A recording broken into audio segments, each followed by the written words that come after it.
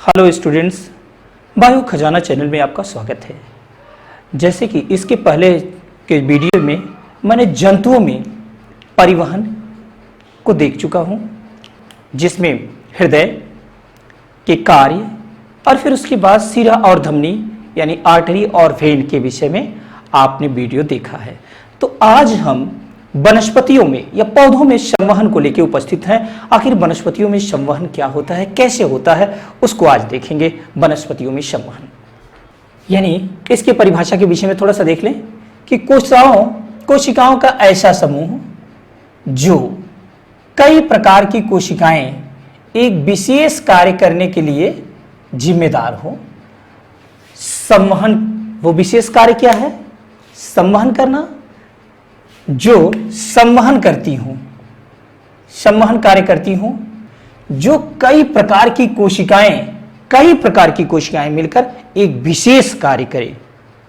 वो विशेष कार्य के लिए जो जिम्मेदार हो, वो कौन सी विशेष कार्य है?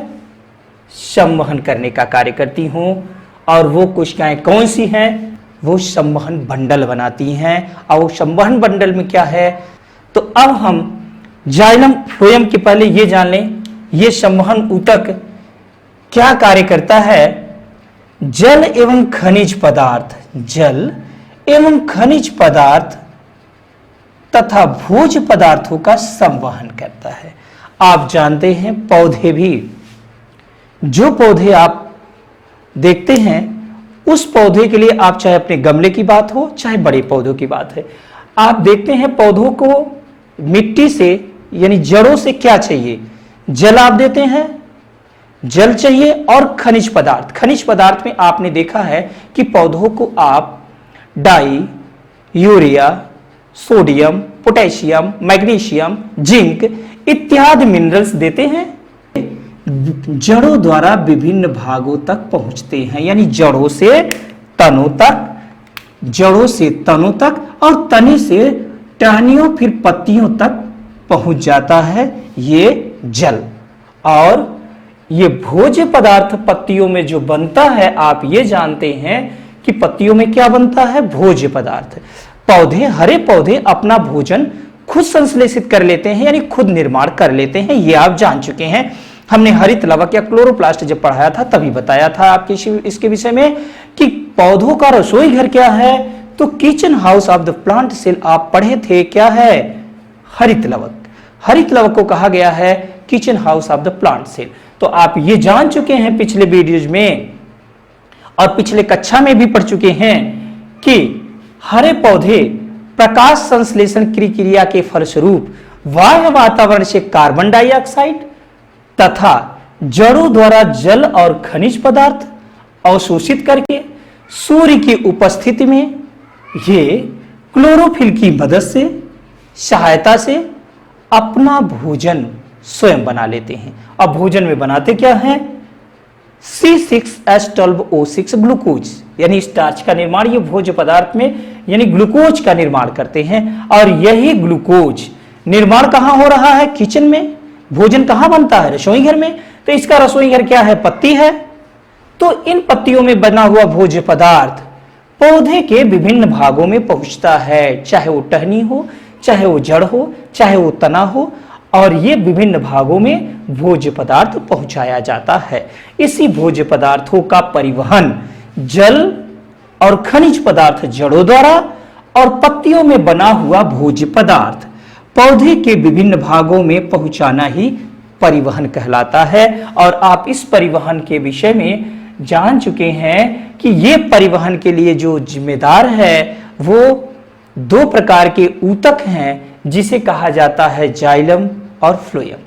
यानी ये जाइलम और फ्लोएम संवहन बंडल जो होता है, ये संवहन का कार्य करते हैं जाइलम और फ्लोएम। अब भोज्य पदार्थ और खनिज पदार्थ को पौधे के विभिन्न भागों में पहुंचाते हैं। अब हम जाइलम की बात करते हैं। जाइलम क्या है? ये जाइलम जैसे नाम से ही है, जाइलम ज फॉर जड़, ज फॉर जल, ज फॉर जाइलम, ज ट्रिपल ज कहने का मतलब जड़, जाइलम जड़ों द्वारा, जल। तो जाइलम का कार्य है जड़ों द्वारा जल एवं खनिज पदार्थों का परिवहन करना। ये देख रहे हैं जड़ों द्वारा जल, और यहां इन मिट्टी के कणों के बीच में, सॉइल पार्टिकल के बीच में जल, और जो भी भोज यानी खनिज पदार्थ है ये रूट हेयर से इन जाइलम की मदद से पौधे के विभिन्न भागों में पहुंचता है। तो ये आपने जाइलम के विषय में देखा, जाइलम के कार्य के विषय में देखा कि जाइलम का क्या कार्य है। अब ये जो जाइलम एक रूट बना रहा है पौधे के विभिन्न भागों में जल को पहुंचाने का काम जाइलम के द्वारा होता है।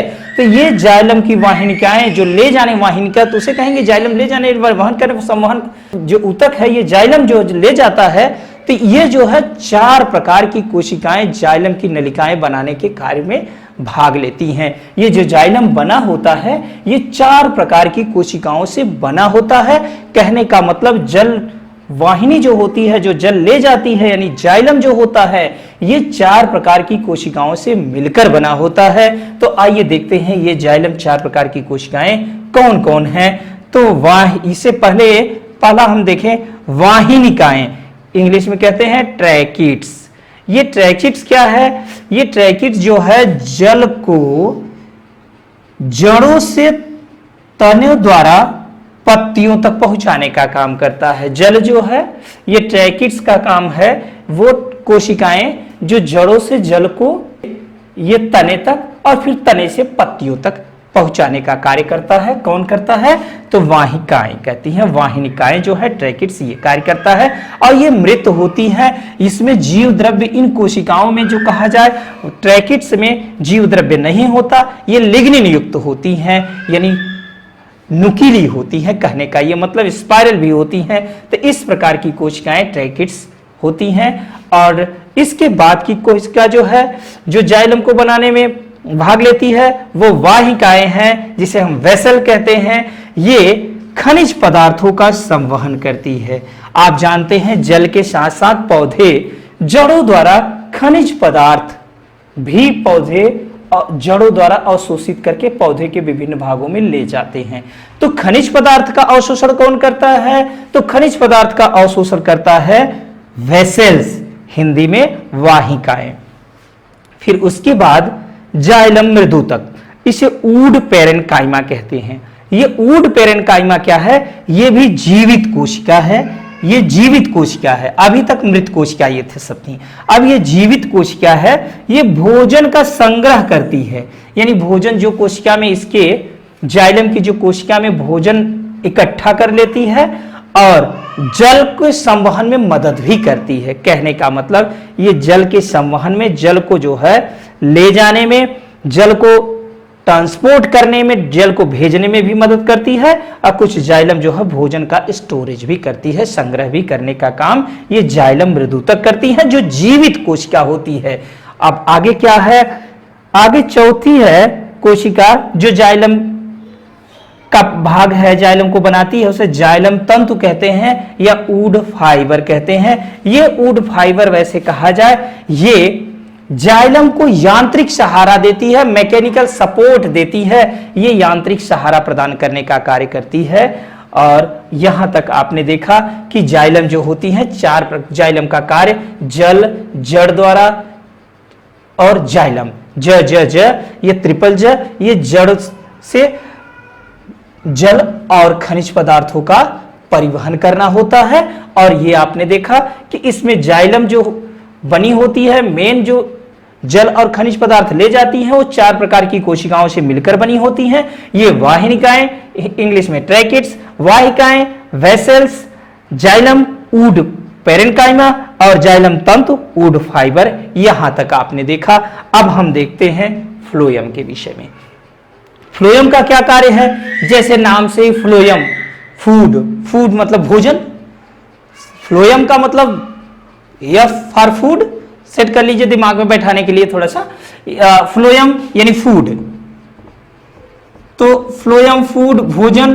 तो फूड क्या करेगा? ये तो फ्लोएम है, फ्लोएम फूड से है। तो फूड क्या करता है, यानी कहने का मतलब पत्तियों द्वारा, जो पौधे हैं अपना भोजन, आप जानते हैं पौधे अपना भोजन स्वयं बना लेते हैं, तो ये पौधे पत्तियों द्वारा सिंथेसाइज फूड मटेरियल, वो क्या है फूड मटेरियल, ग्लूकोज का निर्माण करते हैं प्रकाश संश्लेषण क्रिया के फलस्वरूप। ये भोज्य पदार्थ पौधे के विभिन्न भागों में पहुंचाए जाता है, यानी पहुंचाने का कार्य जो करता है वो फ्लोएम करता है, फ्लोएम फूड। समझ गए। अब फूड बनता कहां है, पत्तियों में। तो अब ये देख लें कि ये निर्मित भोज्य पदार्थ पौधों के विभिन्न भागों में पहुंचाने का कार्य करता है। फ्लोएम का कार्य यही है, जैसे फूड फ्लोएम आप जान लिए। फिर इसके भी जो कोशिकाएं हैं, जो भोज्य पदार्थ विभिन्न भागों में पहुंचाता है, ये फ्लोएम भी 4 प्रकार की कोशिकाओं से ही मिलकर बनता है। तो ये 4 प्रकार की कोशिकाएं क्या हैं, आइए देख लेते हैं। तो ये 4 प्रकार की कोशिकाएं हैं चालनी नलिकाएं, इसे इंग्लिश में कहते हैं स्यू एलिमेंट्स। ये क्या करती हैं, चालनी नलिकाएं जो भोज्य पदार्थ ले जाने में मदद करती हैं, पहुंचाने में विभिन्न भागों में मदद करती हैं। ये निर्मित भोज्य पदार्थ या निर्मित भोजन का संवहन करती हैं। ये बना हुआ पत्तियों में भोजन को ढोने का कार्य करती हैं, ले जाने का कार्य करती हैं। और सह कोशिकाएं क्या है, कंपेनियन सेल। ये कंपेनियन जैसे नाम से ही है, देखिए ये कंपेनियन, कंपेनियन सह उसके साथ, तो ये संवहन में सहायक करती है। ये निर्मित भोज्य पदार्थ जो संवहन निर्मित, ये स्यू ट्यूब जो स्यू एलिमेंट्स जो है, ये स्यू एलिमेंट्स का ये कंपेनियन सेल इसकी सहायता करती है, इसकी मदद करती है, यानी भोजन ले जाने में सहायक होती हैं। इसीलिए इसका नाम सह कोशिकाएं हुआ। कंपनी जैसे कहते हैं, कंपनी के हमारे साथ के हैं, तो कंपनी मैंने सहायता ही, कंपनी के साथ जो लोग होते हैं वो सहायता ही तो करते हैं एक कंपनी के। तो ये सह कोशिकाएं हैं। तो इस प्रकार अब अगला है, ये सहायक होती हैं संवहन में। और ये फ्लोएम फाइबर, फ्लोएम फाइबर क्या है, ये जो होती हैं रेसे, ये कपड़ा, आर्थिक महत्व के दृष्टि से फ्लोएम फाइबर जो है वो इंपॉर्टेंट है। कहने का मतलब इससे रेसे, तंतु, फाइबर या कपड़े का निर्माण होता है। ये एक तरीके से तंतुवत होता है, ये फ्लोएम का ही भाग है। ये फ्लोएम फाइबर जो होता है ये आपने देखा। फिर उसके बाद फ्लोएम तंतु। ये फ्लोएम तंतु क्या है, ये फ्लोएम तंतु जो है ये यांत्रिक सहारा प्रदान करता है, यानी मैकेनिकल सपोर्ट। इस फ्लोएम को जो भोज्य पदार्थों को विभिन्न भागों में ले जाता है उसे एक स्ट्रेंथ देता है, एक सपोर्ट देता है, एक सहारा प्रदान करना इसका कार्य है। और ये जो है फ्लोएम तंतु भोज्य पदार्थों का भी संचय करता है। जैसे हमारे यानी जंतुओं में भोज्य पदार्थ संचय कहाँ रहता है, ग्लाइकोजन के रूप में, यानी आप देखे हैं कि लीवर में या एडिपोज टिश्यू में। तो वैसे ये देखिए, ये जो है ये संचय जो करने का कार्य कर रहा है फ्लोएम तंतु, फ्लोएम पैरेन्काइमा, और संवहन में भी मदद करता है। तो आपने ये फ्लोएम के भी 4 प्रकार की कोशिकाएं फ्लोएम का निर्माण करती हैं, इसके विषय में भी आपने देखा। अब हम देख लेते हैं कि जड़ व मिट्टी के बीच, ये जानिए कि जड़ व मिट्टी के बीच सांद्रता में अंतर होने के कारण विसरण, डिफ्यूजन क्रिया के द्वारा जल तने तक चला जाता है। आप जानते हैं जड़ व मिट्टी के कणों के बीच, ये मिट्टी के कण हैं, सॉयल पार्टिकल है, और जड़ के बीच में जहां हायर कंसंट्रेशन है, जड़ में पानी का लो कंसंट्रेशन है, पानी की कमी है मिट्टी में, ये मिट्टी के सॉयल पार्टिकल में कैपिलरी वाटर यानी कैपिलरी हैं, इस कैपिलरी में जो फंसा हुआ जल है वहां तो जल की मात्रा ज्यादा है। ये डिफ्यूजन क्रिया के फलस्वरूप, यानी ये कहा जाए, ये जिसे विसरण क्रिया कहेंगे, इसके फलस्वरूप ये यहां से पानी के मॉलिक्यूल रूट कैप से होते हुए ये जड़ों के अंदर इंटर कर जाते हैं। तो ऐसे जब इंटर कर जाएंगे तो ये जड़ों से होते हुए तने तक, और फिर तने से जैसे ऊपर जाएंगे तो हम क्या कहें, जड़ यानी क्रिया द्वारा, ये डिफ्यूजन क्रिया के द्वारा जल तने तक चला जाता है और फिर यह जल ऊपर की ओर विभिन्न भागों में पहुंचता है। यही जल ऊपर की ओर पौधे के ये एक द्रव दाब डालता है तो ये विभिन्न भागों में पहुंचता है, तने में, पत्ती में। तो यही जल जो है विभिन्न भागों में जो पहुंचता है पौधे के वायवीय भाग में। वायवीय भाग क्या होता है बच्चों? तो पौधे का वायवीय भाग पौधे की पत्तियां होती हैं। तो पौधे के जब वायवीय भाग में पत्तियों में ये जल पहुंचता है तो ये जो है पत्तियों में पहुंचा हुआ जल, आप जानते हो कि जैसे कोई सरफेस पे पानी है, जल है या जो भी चीजें हैं, सूर्य की रोशनी में क्या होता है, धीरे धीरे आप देखते हो किसी गड्ढे या तालाब का पानी वाष्प के रूप में उत्सर्जित होता जाता है और पानी सूख जाता है। तो ये आप जानते हो। वैसे ही ये पौधे के पत्तियों में पाया जाने वाला जल जब सूर्य की किरणें पड़ती हैं तो वाष्पित हो जाता है, गर्म होता है और H2OH प्लस OH माइनस में टूट जाता है, भाप बन जाता है। यानी कहने का मतलब यहीं से ये वाष्प के रूप में उत्सर्जित हो जाता है। तो ये कहा जाए ये जल जो है ऊपर जो जा रहा है तो ये क्या है, रंध्र है, देख रहे हैं छोटे छोटे पोर हैं, ये छोटे छोटे छिद्र हैं पत्तियों में, ये दोनों तरफ पाए जाते हैं। पत्तियों के निचली सतह और ऊपरी सतह दोनों तरफ ये छोटे छोटे रंध्र पाए जाते हैं। इसे स्टोमेटा कहते हैं अंग्रेजी में। जैसे जीवधारियों में यानी जंतुओं में, जैसे हम लोगों के स्किन में, त्वचा में छोटे छोटे माइन्यूट बिल्कुल बारीक छिद्र होते हैं हर रोम के पास। इस स्किन में जो छिद्र होते हैं आपको दिखते नहीं और आप देखते हैं कि पसीने की बूंदें उसी छेद से निकलती रहती हैं। क्या आपको छेद दिखता है? नहीं दिखता है। ठीक उसी प्रकार इन पत्तियों के सरफेस पर, सतह पर छोटे छोटे माइन्यूट पोर होते हैं, छिद्र होते हैं, जिसे स्टोमेटा या रंध्र कहते हैं। इन्हीं की रंध्रों की मदद से वाष्प के रूप में जल का उत्सर्जन होता है। यानी कहने का मतलब जड़ों यानी पत्तियों द्वारा वाष्प के रूप में जल का उत्सर्जन होना वाष्पोत्सर्जन कहलाता है। वाष्प का उत्सर्जन होना वायवीय भाग है यही पत्ती, यानी जल का वाष्प के रूप में उत्सर्जन होना ही वाष्पोत्सर्जन कहलाता है। तो अब जानिए यही पौधे का वायवीय भाग है। अब रंध्र के विषय में जान लिए और उत्सर्जन जान लिए। पत्तियों में जब उत्सर्जन हो रहा है एक्सेस मात्रा में, उत्सर्जन में एक्सेस मात्रा में अगर पानी है जिस पौधे में, तो अतिरिक्त जल भी वाष्प के रूप में उड़ जाता है।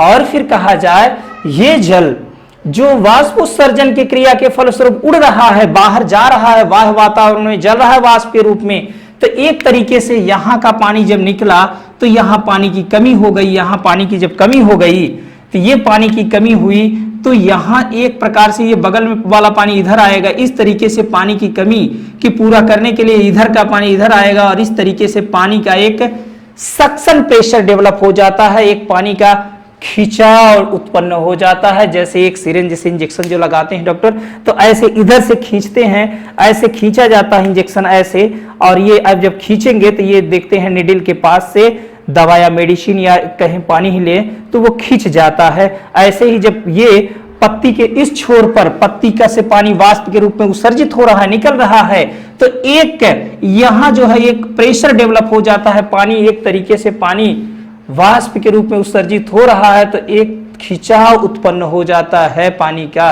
इसी को कहा जाए वाष्प के उत्सर्जित होने से इस पानी का चढ़ना भी वाष्पोत्सर्जन क्रिया में ही संपन्न हो पाता है। एक खिंचाव डेवलप हो जाता है ये रसारोहण थियरी के द्वारा। यानी ये कहा जाए इसमें कई थियरियां आती हैं। जो सबसे कहा जाए ट्रांसपिरेशन पुल थियरी, जो वाष्पोत्सर्जन खिंचाव थियरी है जल का, ये कार्य करता है। ये जड़ों द्वारा जल का एक खिंचाव उत्पन्न हो जाता है, एक प्रेशर उत्पन्न हो जाता है। वाष्पोत्सर्जन क्रिया के फलस्वरूप पौधे की जड़ों द्वारा जल का खिंचाव पौधे के विभिन्न भागों तक पहुंचाने में मदद करता है। यानी वाष्पोत्सर्जन की क्रिया से पौधों में जल का ऊपर चढ़ना होता है ये कहा जाए। और ये कहा जाए खनिज और जल वाष्पोत्सर्जन क्रिया के फलस्वरूप ऊपर चढ़ते हैं पौधे के विभिन्न भागों में। टेम्परेचर बढ़ जाता है तो ये ताप का वाष्प के रूप में उत्सर्जन जब होता है तो ताप का नियंत्रण भी होता है। जैसे हम लोग बहुत गर्मी से परेशान हो जाते हैं तो पसीना आता है और शरीर ठंडा महसूस करता है, कूल हो जाता है, टेम्परेचर रेगुलेशन का काम करता है पसीना। उसी प्रकार से पौधों में भी ये वाष्प के रूप में उत्सर्जित हुआ ये जल इस पौधे के पत्ती को कूल करती है, यानी पौधे के ताप का नियंत्रण करने का काम करती है। टेम्परेचर रेगुलेशन करने का कार्य वाष्पोत्सर्जन क्रिया के द्वारा संपन्न होती है। और आप जान रहे हैं जल का चढ़ना पौधे के एक दिशीय होता है। ये देख रहे हैं जाइलम का जो है कार्य जो है एक डायरेक्शन में, जड़ों द्वारा ही जल ऊपर की तरफ खींचता है। जल तो भाई जाहिर सी बात है जल नीचे ही होगा, जड़ नीचे ही होगी, जड़ तो ऊपर होगा नहीं। तो जड़ नीचे है तो नीचे से ही जल पौधे के ऊपरी भागों में यानी तने के बाद पत्तियों तक पहुंचता है। तो ये एक दिशीय होता है जल का संवहन आपने देखा। लेकिन यहां की बात की जाए फ्लोएम में, तो फ्लोएम में ये कहा जाए कि पत्तियों में बन रहा है भोज्य पदार्थ। ये भोज्य पदार्थ पत्तियों में जो बन रहा है ये पौधे के तनों को भी चाहिए, पौधे के जड़ को भी चाहिए, पौधे की नई कलिकाओं को भी चाहिए। और इसके साथ साथ पौधा जो अतिरिक्त मात्रा में भोज्य पदार्थ बन रहा है ग्लूकोज, वो पौधा अपने विभिन्न अंगों में संचित भी करता है भोज्य पदार्थ। जैसे आप जानते हैं कि ये पौधे अपना भोज्य पदार्थ, कोई पौधा जो है अपने तने में संचित करता है, जैसे गन्ना चूसते हैं तो उसके तने में रस निकलता है ग्लूकोज, वो ग्लूकोज अपने तने में संचित कर दिया।